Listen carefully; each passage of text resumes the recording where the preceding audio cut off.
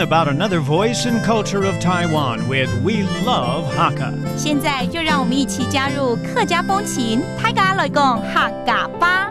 Hey everyone, welcome back to another edition of Practical Hakka on FM 100 Icrt. Hello， 大家好，我是 Alice Pong。Hello, 你好，大家好，我是 Joseph Ling. This whole month, a very simple phrase Q&A session that we're teaching you, and it can happen any day, anytime, and that is someone there? And the answer is yes or no. 有在吗？有在吗？有在吗 and yes 在。有 or no 不在。冇。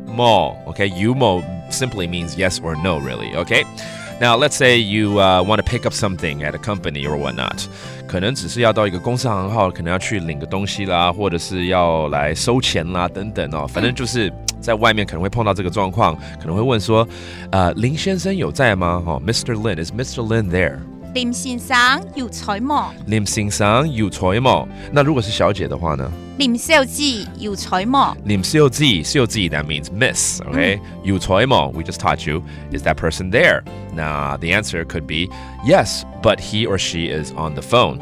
有在，但是他在讲电话。有唔過幾度嘅講天話。那喺度講講天話。講天話 Okay, that's a different dialect of saying on the phone, speaking on the phone. Okay, so Mr. or Miss Lin is actually speaking on the phone right now. Now, maybe just because I want to pick up something, I could ask the colleague, 我是来領東西的啦，所以我來領東西。我來領東西。And that's to pick up something, or maybe I'm delivering something. 或許我是來送東西，所以我就說有他的包裹哦。I have a package for him or her. 有幾個包裹？